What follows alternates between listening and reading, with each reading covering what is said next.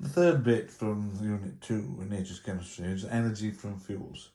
You need to be able to remember this formula.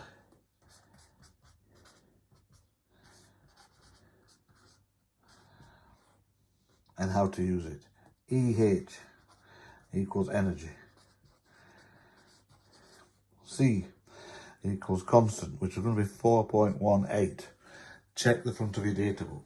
The formula is given, that constant is given. M. Got to be the mass of water, but it's got to be given in kilograms.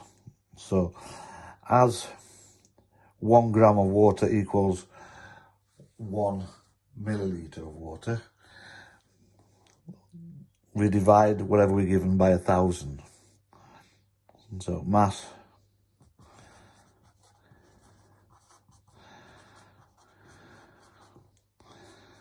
in kilograms.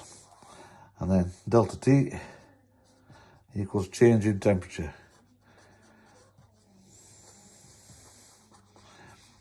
You must also be able to alter the formula around. So if you're asked for delta T, i.e. the change in temperature, you'd be given EH and expect to be able to divide that by Cm. Okay. An example is given here. So if we've got 1 gram of ethanol and it's going to raise the temperature of 250 millilitres of water by 10 degrees, what's the energy going to be released? First off, write the formula.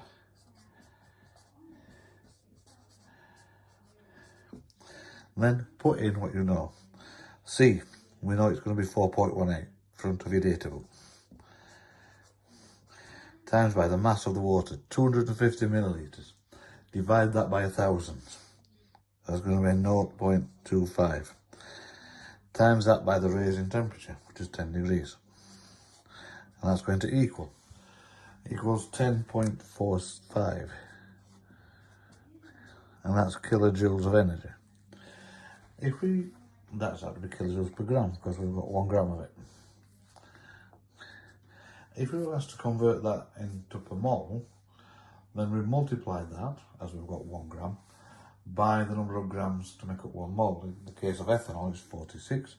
So we'd have 10.45 times by 46, which would equal 480.7 kilojoules per mole.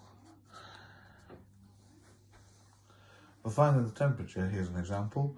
So we'll find the temperature rise if 500 kilojoules of energy was released into 500 centimetre cubed water.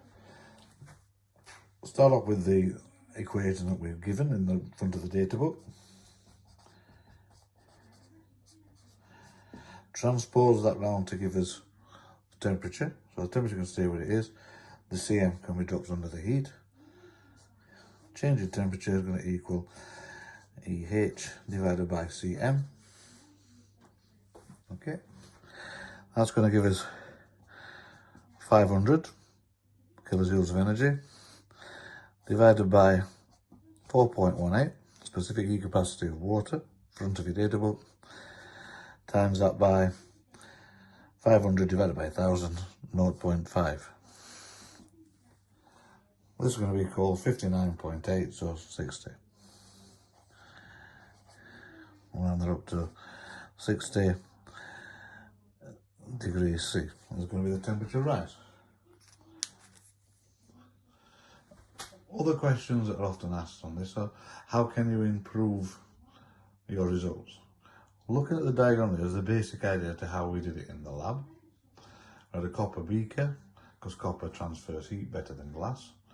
We use water of known temperature. We had a standard thermometer that was stood over the top of a spirit burner and with a draft shield around it. If you think that if you were doing it for the government, you'd use oxygen rather than air for burning, and you'd be using what's called a bomb calorimeter, whereby all the heat generated from burning the fuel would be kept within inside the water, then they give you ideas as to how to improve it.